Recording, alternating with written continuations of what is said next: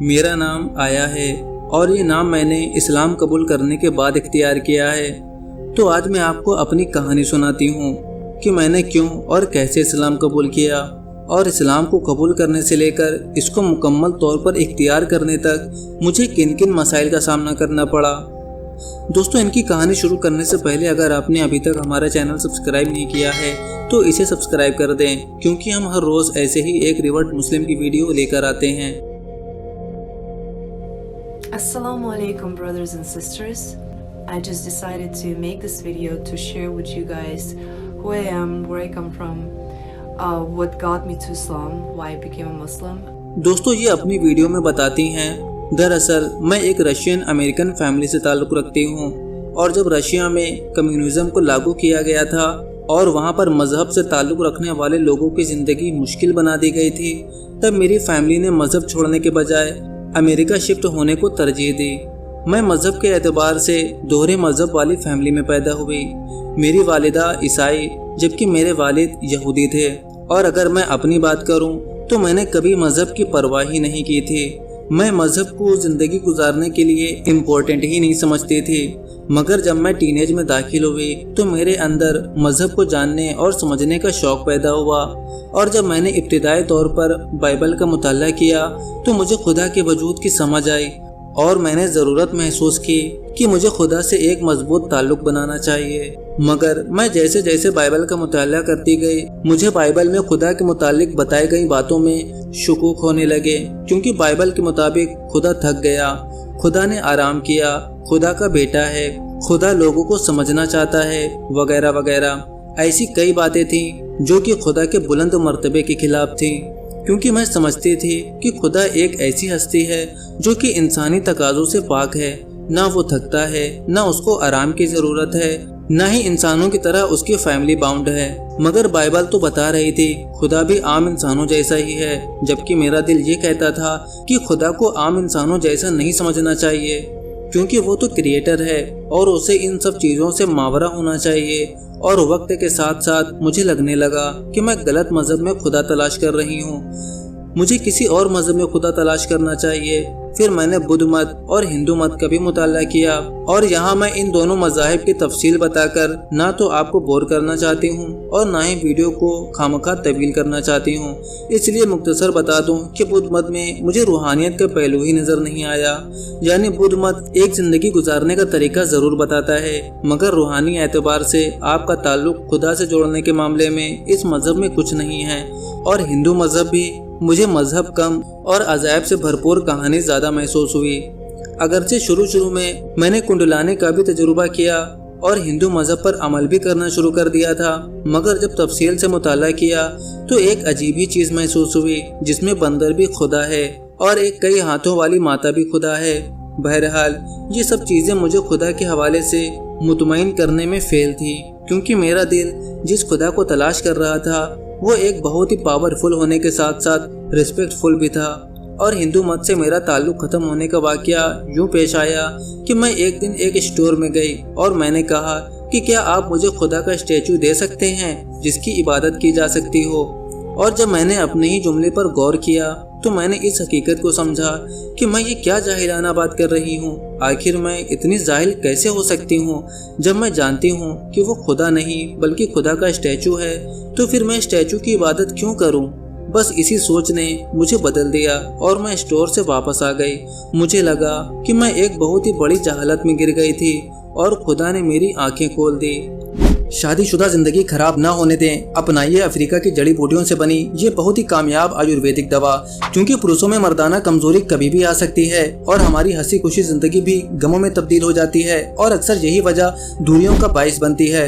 تو دوستو، اگر آپ بھی اس طرح کی پریشانیوں سے جوجھ رہے ہیں تو ہم سے واٹس ایپ پر رابطہ کریں۔ صرف ایک ہی مہینہ اس دوا کو کھانی ہوتی ہے، اس کے بعد بیماری جڑ سے ختم ہو جاتی ہے۔ اس کے بعد میں نے سوچا کہ یہ مذہب اور خدا کچھ بھی نہیں ہے، یہ صرف انسان کی عقل کا فطور ہے، اور میں خامخواہ اپنے آپ کو اس سب میں ہلکان کر رہی ہوں۔ اس کے بعد سے میں نے بے دین رہنے کا فیصلہ کیا اور مذہب کے متعلق بالکل سوچنا چھوڑ دیا۔ میں زندگی کے موج مستی میں مگن ہو گئی اور کچھ ایسی لڑکیوں کے گروپ کو جوائن کر لیا جن کی زندگی صرف شراب اور موج مستی میں ہی گزر رہی تھی۔ ہم اپنی سیلری صرف اپنی موج مستی میں خرچ کرتے اور زندگی کے جھمیلوں سے بے غرض ہو کر صرف آج کے متعلق سوچتے اور مستقبل کی کوئی پرواہ نہ کرتے۔ ہمارے نزدیک زندگی صرف آج ہے اور کل کس نے دیکھا۔ پھر ایک دن یوں ہوا کہ ہم سب دوست ایک بار میں جمع تھے اور یہاں میں نے ایک لڑکوں کے گروپ کو نوٹس کیا جو ہمارے قریب ہی ٹیبل پر بیٹھے تھے، اور ان میں سے ایک لڑکا تھا جس کا نام اسلام تھا۔ وہاں پر ان لڑکوں کی بحث چل رہی تھی اور اسلام کہہ رہا تھا میرا مذہب مجھے منع کرتا ہے کہ شراب نہیں پینا، اور دوسرے دوست اس پر بحث کر رہے تھے۔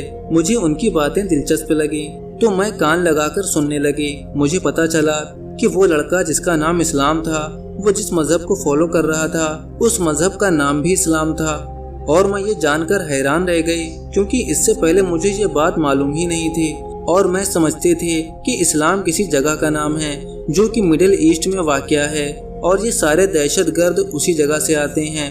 بہرحال ان لوگوں کی گفتگو سن کر مجھے اندازہ ہوا کہ اسلام بھی ایک مذہب ہے۔ اس کے بعد ایک دن میں اپنے آفس میں کام کر رہی تھی اور مجھے اچانک ان لڑکوں کی گفتگو یاد آ گئی۔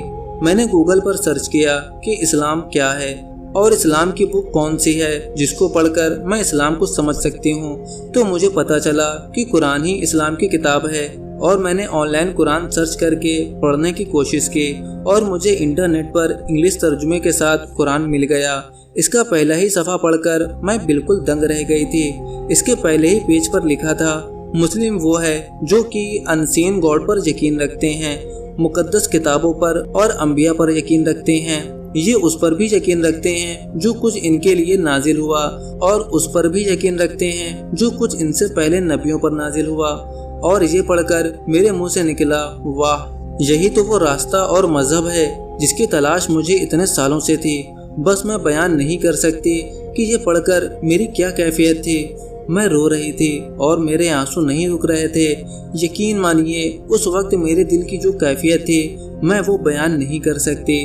میں نے اپنے آفس میں فوراً کہا کہ مجھے اچانک ایمرجنسی پڑ گئی ہے، میں کام جاری نہیں رکھ سکتی، مجھے گھر جانا ہے۔ اور میں نے گھر آ کر اپنا لیپ ٹاپ کھولا اور سرچ کیا کہ کیسے مسلمان بن سکتے ہیں، تو مجھے پتا چلا کہ آپ کو اس بات کی گواہی دینی پڑے گی کہ اللہ ایک ہے، کسی بھی حوالے سے اس کا کوئی شریک نہیں، اور محمد صلی اللہ علیہ وسلم اس کے آخری نبی ہیں۔ اور بس میں نے یہ گواہی دی اور میں مسلمان ہو گئی۔ میں نے بغیر یہ معلومات حاصل کیے کہ اسلام کیا کہتا ہے، اسلام کی تعلیمات کیا ہے، بس صرف اس کو ایک مذہب کے بطور اختیار کر لیا، اور اس بات پر کبھی توجہ ہی نہیں دی کہ مجھے اب اسلام قبول کرنے کے بعد اس کے مطابق کیسے زندگی گزارنی ہے۔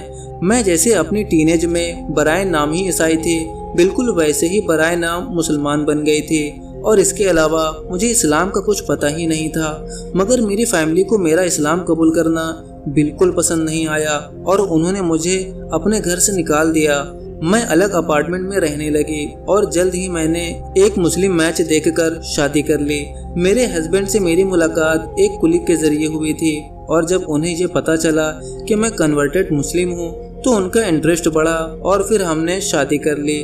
اس طرح میرا اسلام سے آگاہی کا سفر شروع ہوا، بلکہ یوں کہیں کہ یہ اسلام کی آگاہی کا نہیں بلکہ دوری کا سفر تھا۔ دراصل ہوا کچھ یوں کہ میرے ہسبینڈ کی فیملی بہت ہی اسٹرکٹ تھی اور ان کو ہمارا یوں شادی کرنا پسند نہیں تھا، اس لیے انہوں نے میرے ہسبینڈ سے ہر قسم کا تعلق ختم کر لیا اور ان کا ہم سے ملنا جلنا بالکل نہیں تھا۔ دوسری جانب میری فیملی بھی مجھے چھوڑ چکی تھی، اس کے ساتھ میرے ہسبینڈ نے بھی مجھ پر مختلف پابندیاں لگانا شروع کر دی تھیں۔ تم یہ نہیں کر سکتی، یہ بھی حرام، تم وہ نہیں کر سکتی، وہ بھی حرام، تم اپنی سہیلیوں سے نہیں مل سکتی کیونکہ وہ بہت زیادہ شراب پیتی ہیں۔ غرض یہ کہ مجھے محسوس ہونے لگا کہ میں ایک قیدی والی زندگی گزار رہی ہوں۔ نہ میری اپنی فیملی رہی، نہ شوہر کی فیملی نے مجھے ایکسیپٹ کیا، اور نہ ہی میں دوستوں سے مل سکتی ہوں۔ میں معاشرے میں بالکل تنہا ہو گئی تھی۔ میں نے ایسی زندگی تو کبھی بھی نہیں گزاری تھی، اور میں سمجھتی تھی کہ یہ سب کچھ اسلام کی وجہ سے ہے، اس لیے میں اپنی زندگی کے لیے اسلام کو قصوروار سمجھتی تھی۔ مگر اب میں جانتی ہوں کہ وہ سب میرے ہسبینڈ کی وجہ سے تھا اور اس نے خامخواہ اسلام کو بدنام کیا۔ بہرحال میں نے اسی حالت میں 6 سال اپنے ہسبینڈ کے ساتھ گزارے، اور یہ 6 سال ایسے تھے کہ میں یہ نہیں کہہ سکتی کہ میں نے ایک اچھی ازواجی زندگی گزاری۔ 6 سال بعد मैं इस सब से इस कदर तंग आ गई कि मैंने न सिर्फ अपने शौहर से तलाक ली बल्कि इस्लाम पर भी अमल करना छोड़ दिया और मैं शैतान के बहकावे में आकर गुमराह हो गई। हाँ, ये बहुत अफसोसनाक था, मगर मुझे उस वक्त इस चीज़ की समझ नहीं थी। इस्लाम छोड़कर मैंने शैमनिज़्म पर अमल शुरू कर दिया। ये भी लामज़हब होने जैसा ही है। इसकी तालीमात के मुताबिक कोई खुदा नहीं है, मगर रूहानियत के अवामिल इस दुनिया में मौजूद हैं और आप उनसे रूहानी ताकत हासिल कर सकते हैं। इसके बाद मैंने अमेज़ॉन पर ऑनलाइन बिजनेस शुरू किया और चंद साल कामयाबी से गुजारे। फिर मैंने कारों की खरीदो फरोख्त का बिजनेस शुरू कर दिया और यहाँ से मेरी गुमराही का उरूज शुरू हुआ। मैं एक ऐसे गिरोह के साथ मुंसलिक हो गई जो कि बहुत ही बदतमीज लोगों का गिरोह था और वो चोरी की कारें खरीदते और फरोख्त करते थे। उनके साथ रहकर मैं भी बदतमीज और क्रिमिनल सोच के मालिक बनने लगी थी, मगर मेरे अल्लाह ने मेरे ऊपर अपना फजल किया और मेरे दिल में ख्याल पैदा होना शुरू हो गया कि मैं गलत रास्ते पर जा रही हूँ। मैंने जिंदगी ऐसे गुजारने का कभी सोचा ही नहीं था। मैं तो हमेशा एक अच्छी इंसान बनना चाहती थी जिससे दूसरों को फायदा पहुँचे, मगर ये तो मैं किसी और ही राह पर चल निकली थी। बस मैंने एक दिन लैपटॉप खोला और सर्च किया कि एक अच्छा इंसान कैसे बन सकते हैं। मेरे सामने यूट्यूब पर एक मुस्लिम स्कॉलर का लेक्चर आ गया जिसमें वो बता रहे थे कि एक अच्छा मुसलमान ही एक अच्छा इंसान बन सकता है। उसके बाद से मेरी ज़िंदगी बदलने लगी और मैंने सबसे पहले अपने अंदर 2 तब्दीलियां देखी। नंबर 1 तो ये कि मैं उन बुरे लोगों के गिरोह से दूर होने लगी थी और नंबर 2 ये कि मैंने इस्लामिक स्कॉलर्स के लेक्चर सुनने शुरू कर दिए थे। फिर ये हुआ कि मेरे अल्लाह ने मेरे लिए हिदायत के रास्ते खोलने शुरू कर दिए और गुज़िश्ता 8-9 साल में शैतान ने मेरे दिल में जितनी भी गुमराही भरी थी वो एक एक करके ज़ाइल होने लगी। मुझे हर रोज़ अपने किसी न किसी सवाल का जवाब इस्लामिक लेक्चर में मिलने लगा। पिछले 8-9 सालों में मेरे दिल में जितने सवाल पैदा हुए थे, हर रोज़ मुझे किसी न किसी लेक्चर से कोई ना कोई जवाब मिल ही जाता था और अल्हम्दुलिल्लाह मेरे अल्लाह ने एक एक करके मेरे दिल से तमाम शकूक को धो डाला। एक दिन मैं शदीद डिप्रेशन का शिकार थी और सोच रही थी कि मैं कैसे गुमराह हो गई थी और मैं क्या बनना चाहती थी, मगर उसके अपोजिट कुछ और ही बन गई थी। तो अचानक मुझे याद आया, मैंने एक मर्तबा किसी जगह सुना था कि जब आप लाइफ में कंफ्यूज हो तो कुरान से रहनुमाई लें, और मैंने अल्लाह से पूछा कि मैं क्या करूं। और जब मैंने कुरान खोला तो मेरे सामने वो चैप्टर आ गया जब नबी सल्लल्लाहु अलैहि वसल्लम की जौज़ा काफिले से पीछे रह गई थी और वो नबी सल्लल्लाहु अलैहि वसल्लम से बिछड़ गई थी। तो मुझे लगा कि ये आयत मेरे ही बारे में है, जो इस्लाम से बिछड़कर अलग हो गई हो और अकेली रह गई हो। फिर मैंने दोबारा सवाल किया कि मैं अब आगे क्या करूं, और कुरान को बंद करके दोबारा खोला तो मेरे सामने कुरान की आयत थी कि वो लोग जो गुमराह हो गए हैं उनको चाहिए कि अल्लाह से माफ़ी मांगे और आइंदा अल्लाह की इताअत करें। बस मैं समझ गई कि मुझे क्या करना है। मैंने अपना तमाम सामान पैक किया, गाड़ी में रखा और उस शहर को छोड़कर हमेशा हमेशा के लिए एरिज़ोना आ गई। मैं सारे रास्ते रो रही थी और अल्लाह से शर्मिंदा थी और साथ साथ खुश भी थी कि अल्हम्दुलिल्लाह मेरे अल्लाह ने मुझे वापसी की हिदायत दी और मैंने फैसला किया अब मैं इस्लामिक लिबास पहनूंगी, शराब बिल्कुल तर्क कर दूंगी और वैसी ज़िंदगी गुजार लूंगी जैसे मेरा अल्लाह चाहता है। इसके बाद भी मेरी ज़िंदगी में कई ड्रामाई मोड़ आए। मेरी एक रूममेट थी जो कि इस्लाम से बहुत नफरत करती थी और मेरे घर वालों और फैमिली का बदला हुआ रवैया और बहुत कुछ जो कि इंशाअल्लाह किसी अगले वीडियो में बयान करूंगी।